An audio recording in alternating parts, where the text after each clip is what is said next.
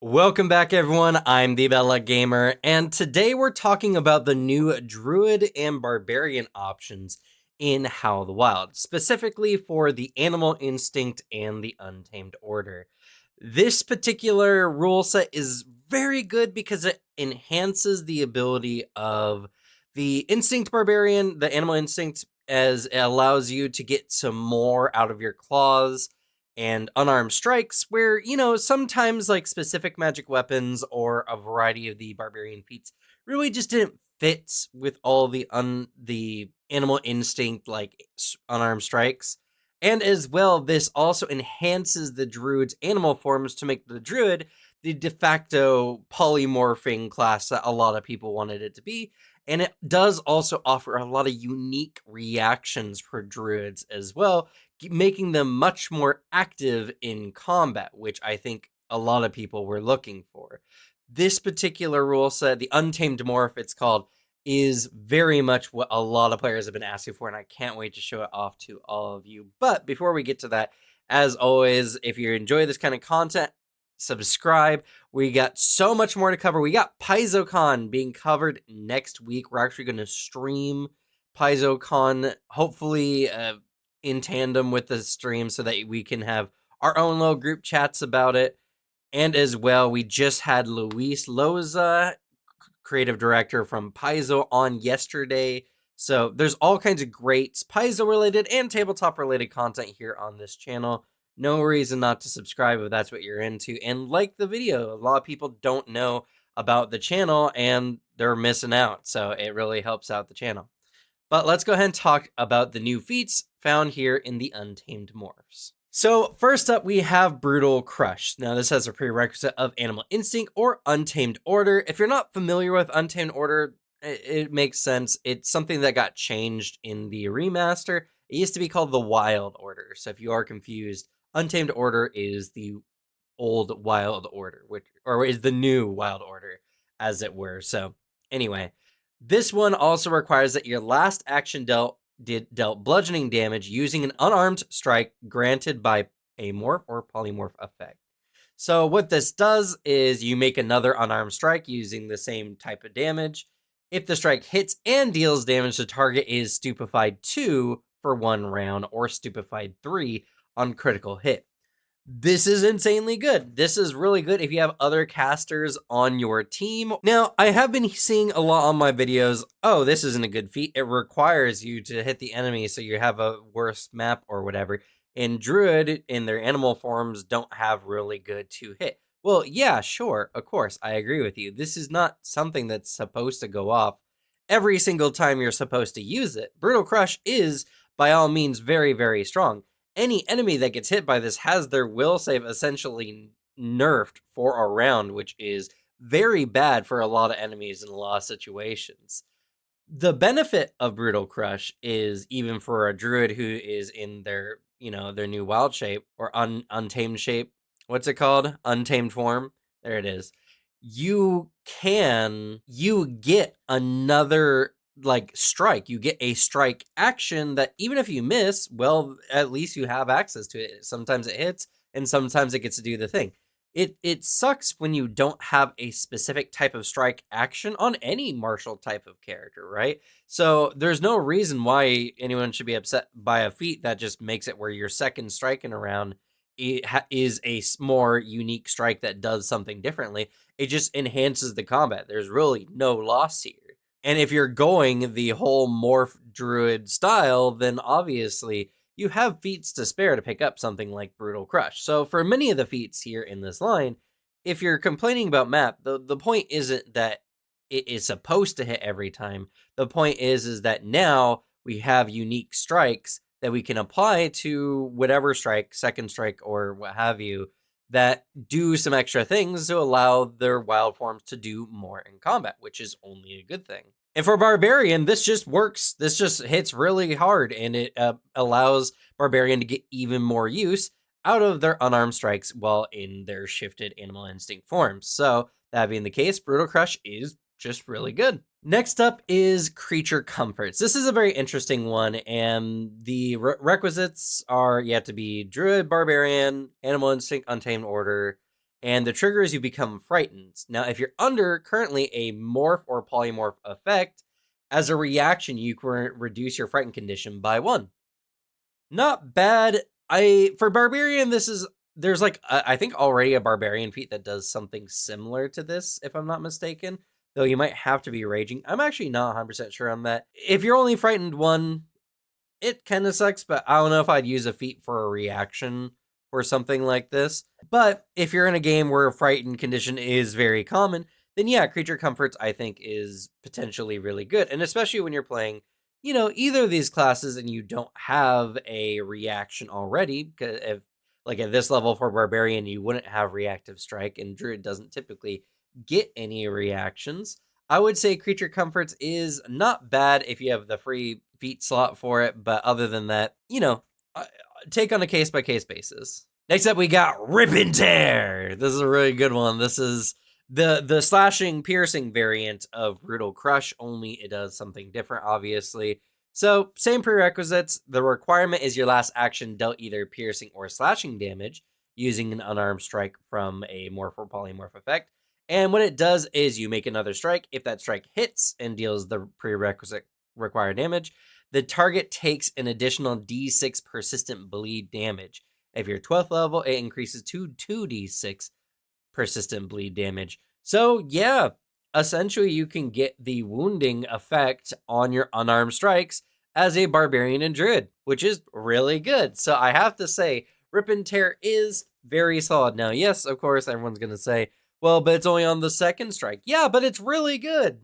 And you wouldn't get anything on your second strike anyway, because neither Barbarian nor Druid really have any unique strikes for their unarmed strikes. So, that being the case, Rip and Tear just sounds like a good choice to me. And this actually works really well with the Druid's morph effect that allows them to transform their arm, that I think it's Untamed Morph, into like a claw attack. So they can do this without even fully transforming, which could be good. So overall, Rip and Tear is very solid. Next up, at level 6, we have Misty Transformation. Now, this is an interesting one, and I don't know how much I like it. You can use this one only once per minute, so most of the time once per combat. And the trigger is you transform due to a polymorph effect. Now, this is Druid specifically. It's a reaction. And so, essentially, whenever you use a polymorph effect, you create a hazy cloud in a 5-foot burst centered on one corner of your space. If your new form is large or larger, the cloud covers your entire space instead. All creatures within the area are concealed, and all others are concealed to them. The cloud lasts until the beginning of your next turn, but it is immediately dispersed by a strong wind. So this one is more defensive. It's a getaway effect because essentially you can hide in this cloud. It does provide cover, and you can hide. It makes it easier if you're a pest form creature, which tend to be small or smaller. You can then hide in the cloud, making it very hard for people to target you and be able to potentially get away depending on some of your stealth feats. So Misty Transformation definitely does work for some unique styles of builds for druids, but in a more combat sense, for I think what a lot of these untamed morphs are kind of leaning towards, I'm not so sure, but at the very least, this can be very interesting. And there's some heritages that can make use of the haze created from this as well. So, honestly, I think that this one is pretty solid. Next up, we have another Druid specific feat. This one is Toppling Transformation. It's a reaction, and your size needs to increase due to a polymorph effect. So essentially, you expand so fast that you can either attempt to shove or trip an adjacent creature. For the purpose of determining what size your creature you can affect, you use your final size after the triggering effect. Now, I don't know. I'm assuming that seems like a very weird line of text here. I'm assuming when you're attempting the shove or trip, you also get the athletics bonus that you're, probably one of your polymorph forms offers, because otherwise a druid's not very suited for this kind of thing. So that's just how I would rule it. It makes sense. Of course, this is a reaction where your size is already increased, so you should already be transformed/transforming. So that being the case, this could be really good. This is essentially a reaction that enhances the 2-action morph effect, polymorph effect, that allows you to get an extra shove or trip out of it. The trip, especially, many of the animal forms have very good athletics bonuses. So, that being the case, Toppling Transformation is genuinely a really good feat. Next up, we're actually jumping up to level 12, and it's another Druid shape. Now, obviously, there hasn't been a whole bunch of Barbarian stuff in so far. Barbarians do get some really cool stuff a little bit later, so you have to be a little bit more patient. A lot of this is to help the Druid polymorph effect, since a lot of people have been complaining about the effectiveness of polymorph forms, even though they're perfectly fine as they are.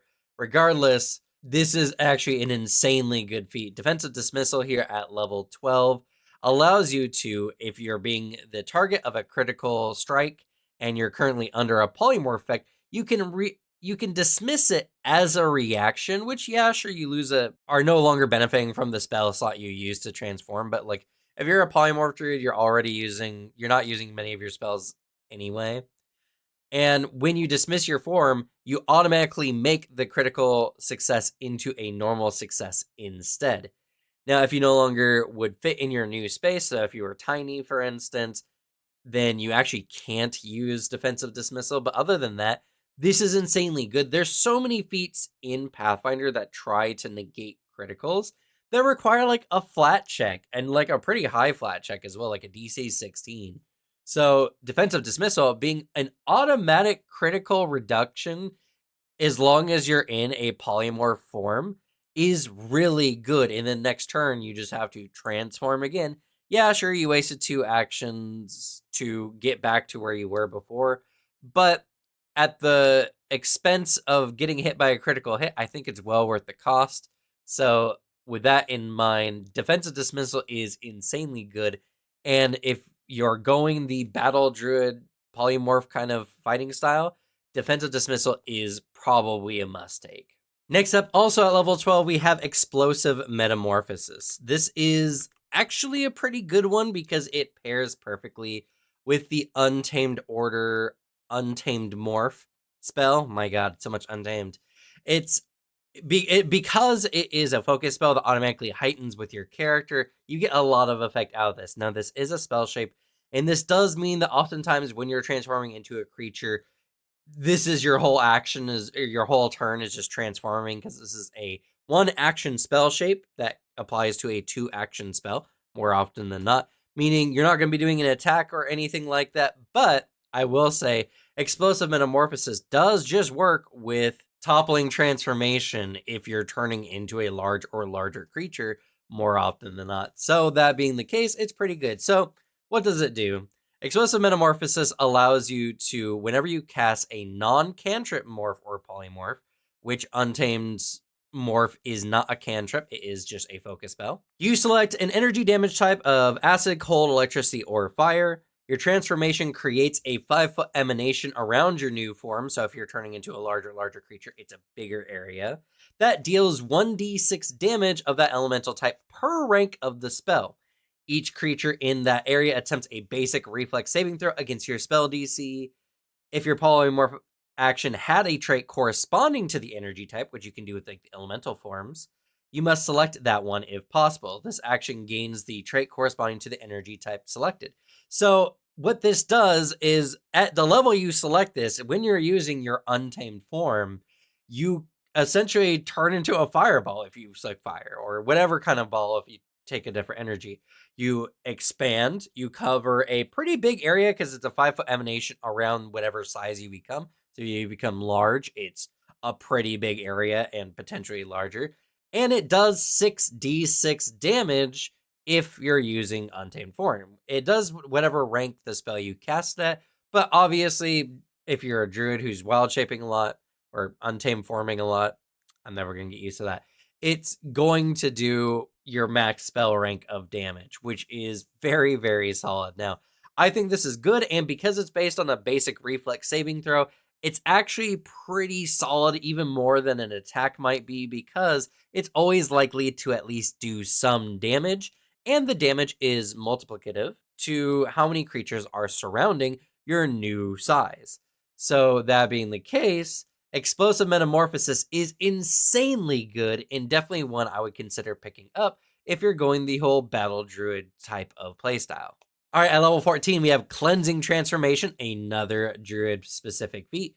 This one requires that you have the Healing Transformation feat, which, if you didn't know, it gives you a d6 healing per rank of a new polymorph spell that you're using when you transform. It's a spell shape, I believe.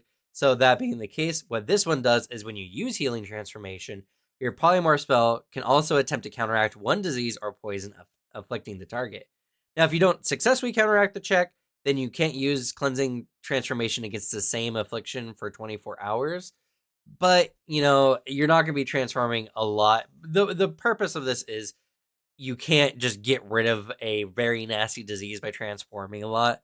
But other than that, this is just a straight upgrade. If you have Healing Transformation, there's really no reason not to take this one unless you have a use for that feat slot, which, might be fair.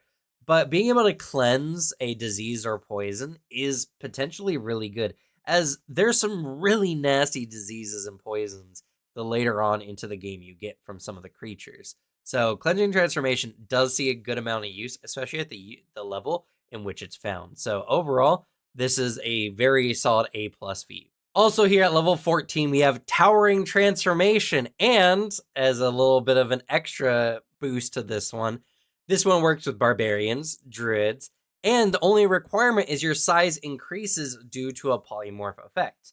So technically, if you're a giant Instinct Barbarian, you can make use of this one, as enlarging is a polymorph effect.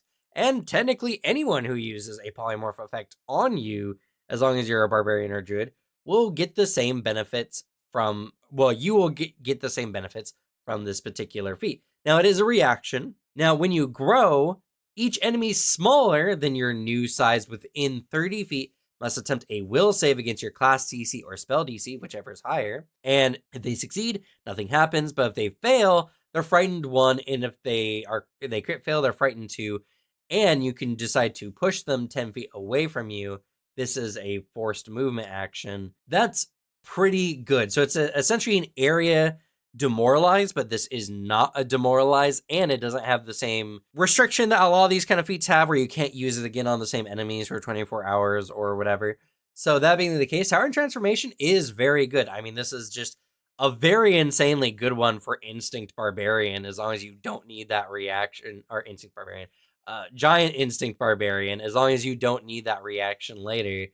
And for Druid, and sometimes the Animal Instinct Barbarian as well, depending on what feats you select, you can make use of this every fight. It's a really good way to do a mass debuff on enemies for a 2-action that you're going to take, or action or 2-action you're going to take anyway. I think Tower Transformation is really, really good. And the last feat, but not the last thing we're talking about today, is going to be Too Much to Swallow. It's another Druid-specific one. And the prerequisite is you have Untamed Form, which seems to be a very commonality amongst many of the feats here on Untamed Morphs. Now, the trigger is you're subject to an effect that you could attempt to escape from. So it's any effect that you can attempt to escape at some point. So what do you do? When this happens, you can cast Untamed Form. If you took a new form that makes you too large for the effect, such as being swallowed whole by a creature, then you automatically succeed in escaping. Otherwise, you attempt to escape as normal, and if you succeed, if the effect would cause you to be in the creature square, you move to an adjacent square that can fit your character. So Too Much to Swallow is pretty okay. There's a lot of creatures that do have Swallow Whole, so I will say that this is actually not a bad feat. It's kind of one of those feats where you're like, when would I use this? Potentially quite a lot, honestly. There's many enemies after level 14 and above just become huge or gargantuan in size. So that being the case, many of them can just swallow you whole. So this can just come up somewhat frequently in your fight. So it's not a bad one. If you don't have another level 16 feat you want to select, honestly, Too Much to Swallow is not a bad choice. All right, we're done with the feats, but we're not quite done yet, because both the Animal Instinct Barbarian and Druids, I guess, well, technically not Druids, anyone who uses the Animal Form spell get some new features along with the Untamed Morphs. First of all, though, we're going to look at the Animal Instinct options that have been greatly expanded and gain some new weapon trait potentials. So, first, let's go ahead and take a look at this sidebar. So, the new weapon traits available to the Animal Instinct Barbarian is Raising, which makes you good at damaging objects or structures or vehicles, which is actually really good, especially if you have some shield wielding enemies. And Venomous, which means every time you hit, you deal a persistent poison damage. Well, one persistent poison damage isn't a lot. It does just add to the damage overall. And by the time you get greater striking runes, which happens somewhere in the realm of, I think, level 9, Venom, then it becomes 2 persistent damage, which still isn't a ton, but it's cool that it just goes off no save. It's just instant persistent damage, which, can tick an enemy down over time and can be pretty devastating.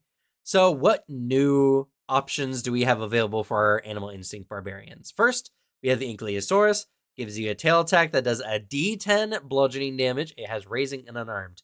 A really good solid attack that hits insanely hard and works perfectly with the bludgeoning feat that we mentioned earlier with Brutal Crush. So overall, not a bad choice. Next up, we have Ant. You get a Mandibles attack, which is, I guess, technically a type of jaw attack. It does a D10 piercing damage. It gives you Grapple and Unarmed. Not bad. Then we have Bat. Gives you 2 attacks. Gives you a Fang attack that does a D10 piercing damage. And a Wing attack that does a D4 piercing damage, but also gives you the parry trait. So we have a parry barbarian form ability, which I think is a first. I just checked and it is. So yeah, if you want to be a barbarian that has access to parry, now you can do it as long as you're being a bat, which is kind of cool. Next we have Bird, which I'm actually surprised we don't have Bird. Yeah, there's no Bird one before. That's actually very sad. Anyway, what Bird provides is a beak attack, D10 piercing, that's just unarmed, and a talon attack that's a D6 slashing and is agile and unarmed. Perfect for rip and tear, the feat one we mentioned earlier, and it's a D6 agile weapon, unarmed strike. That's pretty solid, honestly. So, and also both piercing and slashing damage, giving you 2 types of damage options, which is incredibly solid. So, Bird is actually very strong. Next up, we have Brontosaurus. It gives you a tail attack that does a D10 bludgeoning damage. It's trip and unarmed. I'm kind of sad it's not actually reach instead of trip. Don't get me wrong, trip is good, but reach makes a lot more sense for Brontosaurus in my eyes, and it would have been very cool to have a reach one. I don't think, I'm looking at my list now. Yeah, there's no other ones that give reach at this moment unless they're coming out. Oh, there is one that gives reach, which is weird because it's from a creature that is not well known for its reach. I would have went with reach personally. A D10 bludgeoning reach weapon would have been really cool, but trip is also really cool, and barbarians tend to have really good athletics anyway. So that being the case, there's not a lot to complain about. Brontosaurus is really good. We have Crab. Yes, all you crab, your crustacean lovers out there, finally can be Crab in game. You have Big Claw. I love it, Big Claw. Big Claw, which gives you a D10 bludgeoning damage, is Raising and unarmed, and actually then Claw, not Small Claw, just Claw. That's a D4 slashing and gives you parry and unarmed. This is actually really good and actually better than Bat, actually, because Bat, their Fang attack just didn't have any traits, and you got parry with the wing. This one, not only does Crab offer 2 different damage types of bludgeoning and slashing damage, but you also get Raising and parry. So Crab, better than Bat. I guess suck it, Bats. All right, the second half of the list here, we have Crocodile. You get a jaw attack that's a D10 piercing damage. I'm sad it doesn't come with grapple, but that's because you get the tail attack, which is a D6 bludgeoning and is agile. I honestly, I guess grapple would have just made it the same as shark, so I guess it makes sense. But, crocodile, right? They're known for being able to hold enemies in their jaws, so I don't know. But having 2 different damage types and having a D6 agile weapon is not bad, so crocodile is really good. Orca! I am horrified at the idea of a barbarian just growing an orca head to bite people. That's scary. Anyway, the orca gets a D8, the only D8, the only D8, the first D8 so far, anyway, that we've seen so far. This one actually provides forceful and is unarmed and does piercing damage. Orca is really good. The forceful trait is a very solid one for Barbarian, who has a pretty decent 2-hit for a lot of enemies. So Orca is going to be able to do a decent amount of damage with this bite. So overall, very good. Except we have Scorpion. Now this one actually provides another new trait.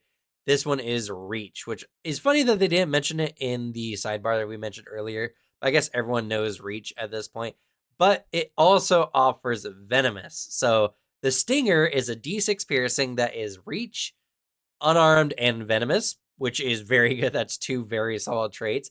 And you still get the Pincer, which provides for you a D4 slashing damage and is parry. Now, comparable to Crab, but Crab does way more damage. So, is Crab better than Scorpion? I don't know. Let me know in the comments below if you think Crab with a D10 raising claw is better than Scorpion with a D6 reach venomous tail. Who knows? Honestly, they're both very strong in their own right. So Scorpion is incredibly solid, and it gives you parry, which I absolutely love. Next up is Seal. So you can be a soft pupper of the sea, and you gain a jaw attack that's a D10 piercing and gives you grapple and unarmed. A little bit uninspired, honestly, but you know, I'm not going to be too upset about it. A D10 piercing grapple attack is just very solid. So Seal gets a thumbs up from me. Next up is Spider. This one is one of the more unique options you can get as a Barbarian, as this one provides for you a D8 piercing fang attack that has grapple and venomous, which, you know, compared to Scorpion, I mean, Scorpion does get the reach advantage on you, but grapple, I feel, is stronger for a Barbarian overall. So I might have to side with Spider on this one.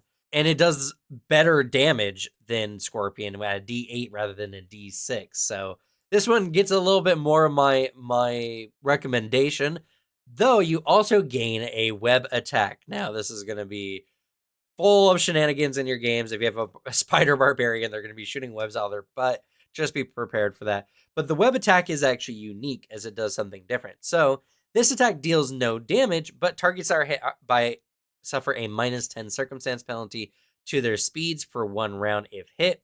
If the target is hit a second time by the same character's web attack while they have this penalty, they become immobilized until they escape against your class DC. So you can Spider-Man web the enemy up, which is really, really cool, and immobilize an enemy on the spot, providing a Barbarian with an actually more unique ability to crowd control than Barbarians typically get to see. So Spider is probably my favorite form so far. It's insanely good, gives you a lot of great things for Barbarian, and offers you a unique attack that is probably going to get some chuckles out of your party as well. So Spider is very, very good. Tyrannosaurus is so fitting because you're just going to get a big T-Rex head and still have a normal sized body. So you're going to look like you have teeny tiny arms, which I think is only fitting. You get a jaw attack that gives you a D8 piercing. It's deadly D12, which is pretty good. I don't think any of the other ones actually got deadly up until this point. They haven't. So we have here the first deadly Barbarian attack for Animal Instinct, which is pretty good. And that's not all. We also get the tail attack, which is a D6 bludgeoning damage, and also Agile. So Tyrannosaurus is an incredibly deadly one that offers you not only the ability to proc deadly on a bite attack, but also follow up with an Agile tail swing that does a D6 damage, which is really, really good. So Tyrannosaurus is very combative, which I think a lot of people will really like. And last but not least, we actually have the Wasp form, which offers a D4 piercing only, but this one offers Backstabber, Deadly D8, Unarmed, and Venomous. I don't know how I feel about Wasp, mostly because Barbarian damage is pretty good in general, but going down to a D4 and relying on making an enemy off guard is a little rough because Barbarians just don't have a lot to invest in, like charisma. though there are ways that you can faint if that's really the way you want to.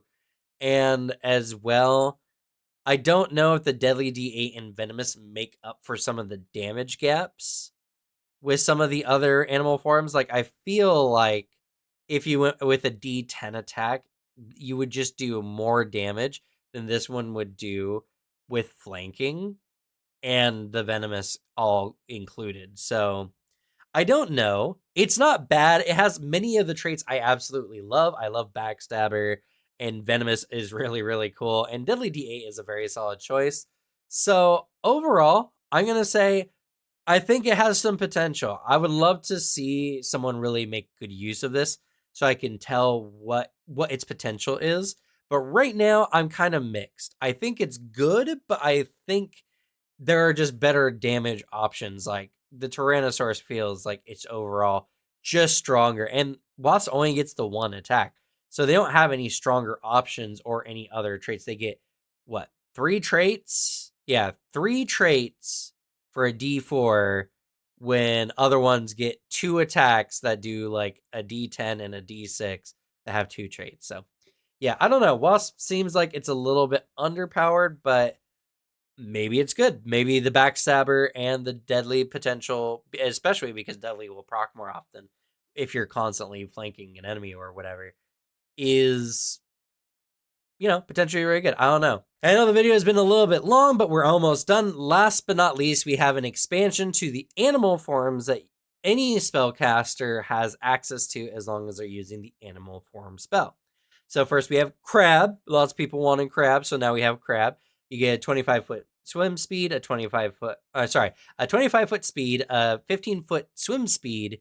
You get Big Claw attack that does 2d8 piercing, and a Little Claw attack that's agile and does 2d4 piercing, and you are considered amphibious. You can breathe in water and in air, which is not too bad. Next up, we have Crocodile. You have a 25-foot land speed, a swim speed of 30 feet, a jaw attack that does 2d8 piercing, and a agile tail attack that does a d8 bludgeoning, which is pretty good, honestly. So an agile d8 attack with the tail for Crocodile is insanely good. And you can hold your breath for a duration of the transformation, which is not bad. I think there's a way you can make a transformation last for an hour, which is pretty good.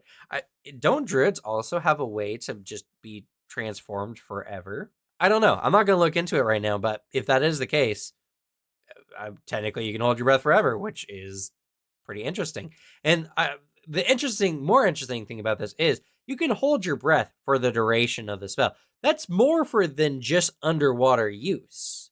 You can hold your breath for a lot of different situations. So if you're ever in a bad spot with your druid where holding your breath becomes important, transforming into a crocodile is genuinely a good idea, which is really good. We have the return of Orca as well. You have a 35-foot swim speed, no land speed, makes a ton of sense. You have a 2d8 jaw attack, and you can hold your breath for the duration of the transformation. So same kind of premise as Crocodile, but you're probably going to want to be a Crocodile because they have a land speed. But if you're in the water, then Orca is just going to be a good choice because you're insanely fast. Granted, you only get the jaw attack, which is a little bit sad. I would have been happy with a D8 tail fluke attack that does. I don't know why they didn't give Orca anything else. There's not really. I guess maybe that's just the battle calculation for the increased speed. Because 35 feet speed is pretty good. And it's a swim speed, which can be really handy. So, yeah. I don't know. But Orca's very solid. And we have Seal, the good old pupper of the sea. We have a speed of 20 feet on land, but a swim speed of 30 feet, nearly rivaling the Orca. So the land speed is honestly not bad either. Seal's looks like a potentially really good form if you're playing in a campaign that plays a lot with, water and dry land right next to each other. They get a jaw attack that does 2d6 piercing damage and has the grapple trait, so that's important to know.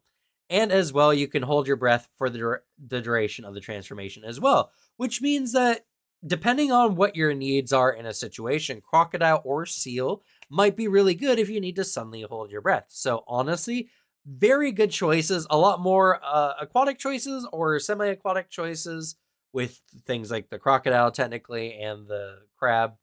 So that being the case, that's it for this video. Honestly, a lot of really good choices. We got some very solid expansions. I feel like druids who go Untamed Order now have a lot more going for them, and people will enjoy them hopefully more.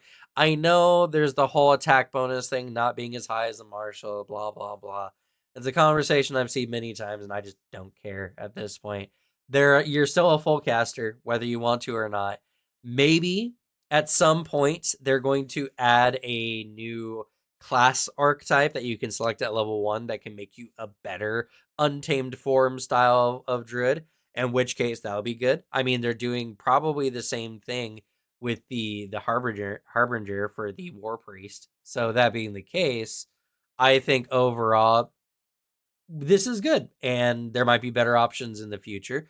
But for now, that's going to be it for this video. Thank you all so much for watching. Good luck with your games.